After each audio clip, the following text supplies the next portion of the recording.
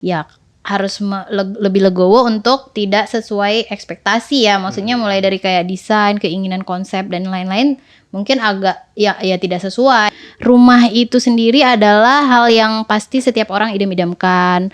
Orang-orang pasti punya keinginan dari rumahnya. Kenyamanan bukan dari faktor eksternal gitu. Pastinya kenyamanan itu kita harus ciptakan. Makanya penting banget.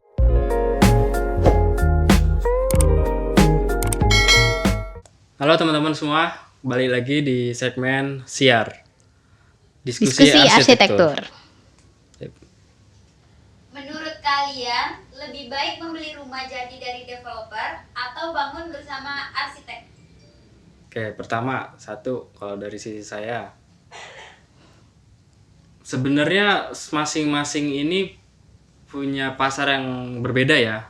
Kalau perumahan, beli rumah di perumahan, ya itu sebuah kemudahan gitu, nggak ribet, rumah udah jadi gitu kan, udah tinggal dicek contohnya, bayarnya pun bisa kredit gitu kan, bersama KPR bank gitu kan. Itu kemudahan dari biasanya beli rumah di developer. Tapi ya kita dapat desainnya sesuai atau tidak kan itu masing-masing ya. Kadang ya penerimaan aja yang kita dapat, yang penting kita punya rumah, ruang-ruangnya standar, ya kita menerima itu. Kalau beli di developer ya template, karena kan tinggal kita cari aja nih mana perumahan-perumahan yang sekiranya mendekati selera kita gitu, secara desain maupun layout, kebutuhan ruang gitu kan. Itu kalau dari saya gitu untuk yang beli rumah di developer. Kalau kamu Beli atau ini ya? Pertanyaannya apa? Beli atau bangun baru? Ya beli di developer dulu. Menurut pandangan kamu gimana? Nanti yang bangun baru lagi ya. Nanti Oke. deh kita bahas. Kalau beli itu menurut aku nggak harus di developer dong. Maksudnya kan bisa beli di rumah di luar dari perumahan. Bisa ya kan? juga. Bisa juga kan. Maksudnya balik lagi itu tergantung budget nggak sih? Ya kan, tergantung budget. Ada yang maunya memang beli second atau rumah yang udah dibangun terus tinggal renov dikit karena kebutuhannya udah sesuai. Ada juga yang mau memang dari nol. Cuma memang kelebihannya itu kalau beli dari yang udah jadi nih ya, saat itu juga udah bisa ditinggalin. Kadang kan iya kan, langsung kadang ada yang ready stock, ada yang inden cuma berapa bulan gitu kan. Kalau bangun baru kan benar-benar harus mulai dari nol, dari desain. Kalau beli langsung ini keuntungannya dia udah ada rumahnya, udah tinggal ditempatin. Cuma kalau buat orang-orang yang kira-kira kebutuhannya tuh yang gak terlalu kompleks atau gimana ya udah sih tinggal di sini udah cukup gitu. Ya itu keuntungannya ya gitu kalau beli di developer menurut aku. Ya beli di developer atau beli rumah bekas perorangan gitu misalnya. Ya itu keuntungannya memang gitu. Bisa di KPR-in juga kan. Bisa di KPR-in juga kalau rumah itu ya. Ya kemudahannya sih itu ya. Ya memang harus banyak penerimaan dari sisi kita sebagai pembeli ya. Entah ruangnya Betul. seadanya dan nggak sesuai banget sama kita. Ya. Tinggal dirubah-rubah dikit. Kelebihannya bisa langsung ditempatin atau tinggal renov dikit. Kekurangannya ya harus lebih legowo untuk tidak sesuai ekspektasi ya. Maksudnya mulai dari kayak desain, keinginan konsep dan lain-lain mungkin agak ya tidak sesuai, kecuali kalau kita renov lagi. Terus terkait layout-layoutnya gitu. Gimana? Bukan nggak sesuai, tapi lebih ke ya template gitu sama. Template sama itu kalau developer ya. Kalau beli rumah yang ada kan ya udah gitu. Kecuali kalau dia renov gitu kan. Itu sih. Nah, kalau bangun baru bareng arsitek dan kontraktor misalnya.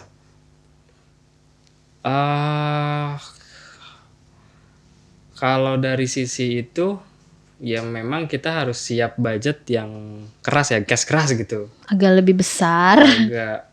Lebih baik. Nggak dicicil gitu kan, karena tanahnya harus dibeli. Tanahnya harus dibeli dulu. jasa arsiteknya harus Harus dibayar, dibayar. kontraktornya juga harus. Cuman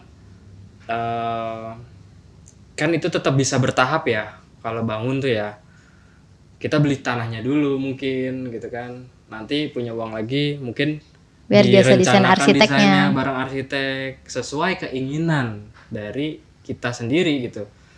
Kita mau punya ruang ini, konsepnya seperti ini, speknya seperti ini. Itu semua tergantung dari klien juga kan. Bahkan di press budget dengan material-material yang bagus tapi cukup murah gitu kan, itu bisa juga direncanakan di tahap desain bareng arsitek gitu kan.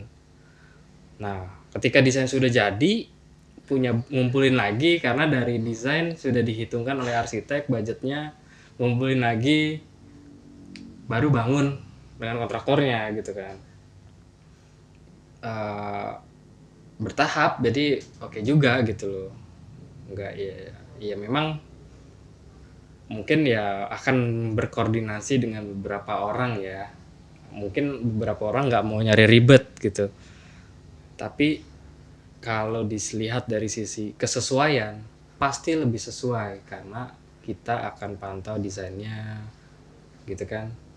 Terus budgetnya juga gitu. Apalagi kalau misalnya oke deh kita punya budget sekian, dibikin rumah tumbuh dulu juga nggak masalah gitu kan bangunannya kayak gitu. Ya gitu. Kalau bangun dari awal itu keuntungannya udah pasti sesuai sama keinginan. Mulai dari konsep bangunannya sampai dengan layouting dan kebutuhan-kebutuhan ruang itu bisa kita aplikasikan di rumah baru ini, bisa bangun dari nol. Baik itu ya mau pakai jasa arsitek atau enggak, atau pakai jasa kontraktor langsung. Kalau yang namanya bangun dari nol biasanya sesuai gitu ya sama keinginan yang ingin dicapai, yang ingin dituju rumahnya itu kelebihannya sih maksudnya. Kalau kekurangannya ya pasti akan lebih lama dan membutuhkan budget lebih gede, itu aja. Ya nggak sih? Kalau kita ditanya bangun baru atau beli, kalau kamu apa? Bangun sendiri, cari tanah dulu karena kita bisa ngedesain dan bisa bertahap. Kalau misalnya uangnya Walaupun lama ya. pas-pasan nggak masalah. Nggak masalah. Yang penting kan kebutuhan ruang utama kita bisa rencanakan dibangun di tahap awal gitu kan. Tips membangun rumah dari awal, lebih baik gunakan jasa kontraktor aja atau arsitek dan kontraktor? Sebenarnya akan lebih baik pakai jasa arsitek dulu karena yang namanya ngebangun rumah ya sebenarnya arsitek itu ibaratnya tuh investasi jangka panjang. Jangan menilainya untuk saat ini aja, jangan menilainya untuk cuma ya udah sih bangun rumah doang atau apa, tapi pikirkan untuk rumah itu sendiri adalah hal yang pasti setiap orang idam-idamkan. Orang-orang pasti punya keinginan dari rumahnya. Otomatis kalian pasti juga udah nabung dan punya harapan-harapan terhadap hunian kalian ke depannya itu kayak apa. Jadi jangan sampai hunian ini nantinya tuh nggak sesuai sama keinginan dan ekspektasi ya. Kalau bisa ya dimaksimalkan seada-adanya gitu kan, dimaksimalkan banget.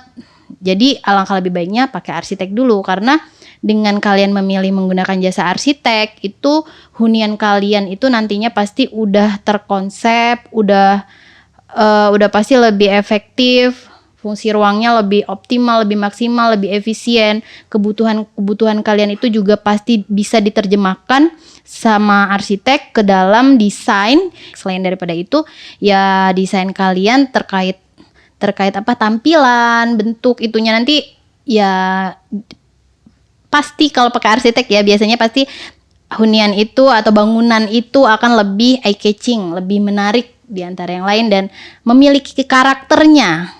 Ibaratnya itu memiliki karakternya masing sendiri ya kalau menggunakan jasa arsitek gitu menurut kita. Karena arsitek pasti memiliki hal dari sisi teknis, dari segi keamanan dan pasti dari sisi seninya juga pasti dimasukin ke dalam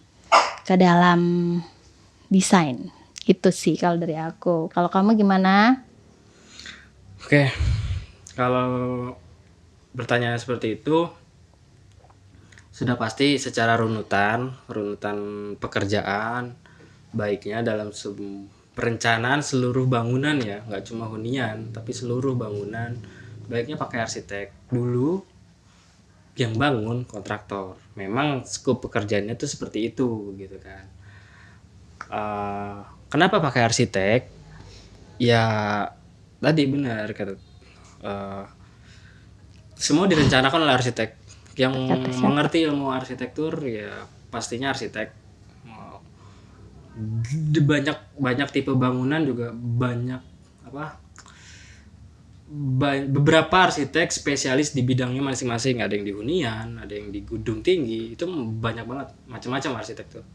Karena mungkin portofolionya juga kebanyakan itu, makanya expertnya di situ. Gak mungkin kan kita ngebangun bangunan tinggi pakai arsitek yang biasa bangun cuma ngedesain rumah gitu. Pasti secara ilmu pengetahuan ya kurang oke gitu. Memang tapi ada yang secara publishing di sosial media banyak kan project-project rumah, tapi sebenarnya project-project gedenya gitu, bangunan tingginya ada juga cuman nggak sering dipublish, makanya brandingnya jadi ke arah sana gitu kan.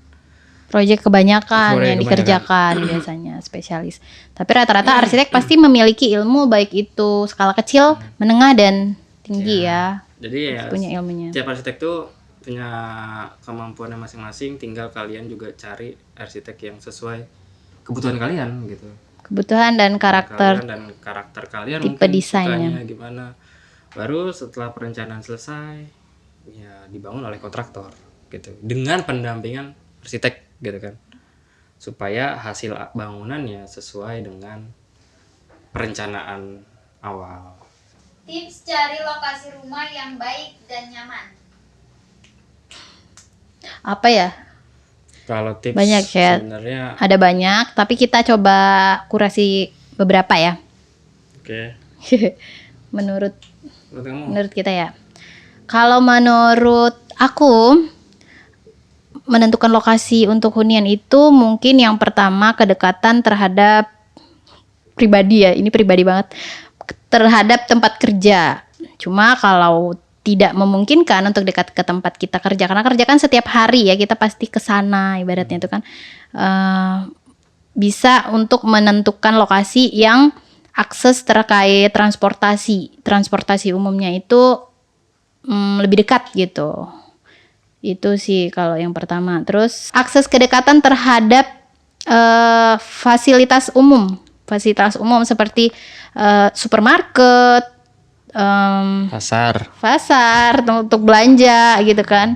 Ya kalau klinik atau rumah sakit. iya betul, klinik, fasilitas-fasilitas kesehatan gitu kan, fasilitas-fasilitas umum yang pasti itu kita butuhkan ya, kedekatan itu.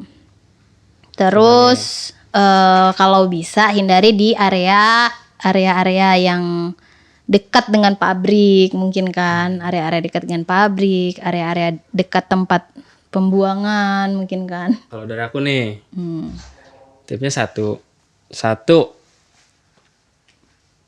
sesuaikan dengan budget dulu deh. Memilih ya. Pertama, kalian kira-kira kemampuannya di mana, budgetnya di mana nih ya. Itu penting banget karena untuk dasar kita juga kan, untuk mencari daerah mana yang kira-kira harganya masuk di kita gitu kan. Terus selain budget, mungkin dekat tidak dengan fasilitas transportasi tentunya. Transportasi. Kalau misalnya kita sebagai pekerja gitu, pegawai di suatu perusahaan yang arahnya ke arah pusat kota, penting banget yang namanya dekat stasiun kan, operasional setiap hari gimana kan, akan jadi lebih mahal atau lebih affordable gitu fasilitas umum tuh. Terus ketiga, pastinya kalau kita pribadi sih, saya pribadi terutama hindarin yang dekat dengan pabrik gitu kan, karena ya satu, udaranya pasti akan tidak lebih baik jika memang wilayah itu pemukiman gitu kan. Yeah. Gitu. Terus fasilitas umum seperti kesehatan ya, rumah sakit atau klinik atau pasar, atau tempat ibadah, mungkin itu jadi bahan pertimbangan juga. Jadi gitu. bahan pertimbangan. Kita juga kan pasti nggak mungkin sehat terus, ada kalanya kita sakit dan itu dekat dengan rumah sakit, itu paling enak gitu dibanding harus jalan dulu jauh, itu rumit gitu. Lagi ya. Dan kenyamanan bukan dari ini aja ya, kenyamanan bukan dari faktor eksternal gitu. Pastinya kenyamanan itu kita harus ciptakan, makanya penting banget pakai arsitek supaya bangunan yang kita huni itu nyaman gitu tentunya, karena itu jangka panjang untuk kehidupan.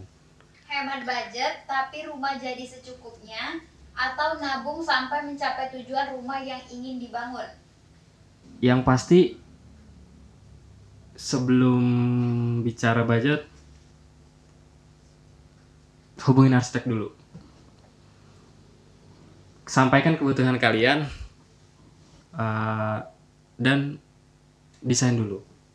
Karena dari desain itu sesuai keinginan kalian, mau dibuat bertahap atau langsung jadi itu bisa dipikirkan, bisa direncanakan. Kalian ketika punya budget yang mungkin terbatas, bisa direncanakan rumah tumbuh gitu. Jadi jika naik ke tahap selanjutnya dibangun, konsepnya tuh selaras gitu, udah istilahnya nggak jadi berantakan ketika dibangun di tahap 2. Jadi tahap 1, tahap 2 itu linear karena kita punya desain masternya gitu kan, dan budgetnya pun bisa disesuaikan mana dulu yang prioritas, mana yang bisa belakangan gitu. Yaitu hubungin arsitek, diskusikan, baru bangun. Sip. Kamu Yang pertama tadi, hemat budget tadi, jadinya seadanya, berarti mungkin dia nggak menggunakan jasa arsitek gitu kan. Tapi ya udah ada budgetnya segini, ini seada-adanya untuk ngebangun gitu kan. Iya nggak sih kalau dalam pengertian aku kayak gitu. Tapi sebenarnya mungkin dengan budget yang ada itu bisa dipikirkan di spare untuk ngebayar jasa arsitek. Karena arsitek dengan budget yang kamu sebutkan, dia pasti akan memberikan solusi gitu kan. Nah, kalau ngumpulin duit sampai keinginan kita sesuai gitu kan. Kalau aku kayaknya sih milih yang itu sebenarnya ya. kenapa? Alasannya karena ya sabar aja gitu. Sabar aja nggak sih kalau aku. Ya dikumpulin dulu sampai cukup, sampai mampu, terus ikutin ritmenya kayak uangnya udah ada, udah cukup, kita pasti nge-hire arsitek, step by stepnya pasti kita udah tahu. Terus setelah didesain itu kita bakal tahu tuh range harga biaya pembangunan nanti. Ya kalau ternyata masuk budget kita laksanain, tapi kalau belum ya udah sabar dulu. Nggak harus yang ngerubah desain lagi atau gimana, kita kumpulin lagi. Dan ya opsi apa tadi? Ya betul tadi. Intinya Rumah tumbuh. Ya rumah tumbuh tadi ya. Intinya tuh Spare waktunya sih. Intinya desain. Hard selling di sini, mohon maaf. Intinya ya kalau aku sih nggak seadanya ya. Pilihannya tetap yang kedua, yaitu kumpulin dulu, konsultasi dengan arsitek dan jadi sesuai keinginan kita. Atau konsultasi dulu sama arsitek, udah ketahuan desainnya seperti apa, budgetnya berapa, oh ternyata kurang, kumpulin lagi aja. Atau Ya, bangun gitu. dulu bertahap. Pokoknya Semudah itu dari kedua sebenarnya. pilihan itu intinya tetap maksa hubungin arsitek. Hubungan arsitek gitu. Mitos yang sering didengar kalau pakai jasa arsitektur. Mahal. Buang-buang uang aja kan, cuma desain doang, gambar doang. Bisa gambar sendiri kok ya, bisa desain sendiri. Kan serba bisa, avatar. Nggak usah lah pakai jasa tukang aja, lebih gampang. Mereka juga bisa kok ngerti. Ya mungkin mitos-mitos tadi yang Tisa sebutin ada alasannya ya sebenarnya. Kenapa mahal? Ya macam-macam perspektif orang gitu kan. Perlu nggak perlu pasti ada itunya ya, alasan pribadinya masing-masing, personal ya kalau setiap itu orang menganggap jasa arsitek ada yang penting, ada yang enggak, atau gue bisa sendiri deh desainnya gitu kan, atau pakai tukang aja lah, pakai kontraktor langsung aja lah, gitu kan. Semua balik lagi perspektif, penting nggak penting itu pendapat semua orang gitu. Betul. Terus apa lagi? Bisa desain sendiri. Tiap orang bisa ngedesain kok, cuman baik atau tidak kan tergantung juga ya, tergantung dari orangnya. Mungkin bagi orang awam, gue bisa sendiri nih desain, ya dapatnya segitu. Kalau arsitek kan punya ilmunya gitu kan, beda lah gitu. Paling sering sih itu ya. 2 mitos itu sih. Gak ada lagi, apa ya, bingung juga kita ya. Maksudnya, Kalau menurut kalian kayak gimana? apa yang jadi mitos sering kalian dengar, mitos-mitos pakai arsitek? pakai jasa arsitek? Kasih tahu kita ya. Tulis di kolom komentar alasannya dan Bisa kita didiskusikan. diskusiin nanti. Oke, sekian untuk diskusi hari ini. Kalau buat teman-teman yang masih pengen diskusi, silakan diskusi di kolom komen. Juga kasih tahu kita tema yang mau dibahas di diskusi arsitektur selanjutnya. Juga tulis di komen. Dan jangan lupa Jangan lupa like, subscribe, komen.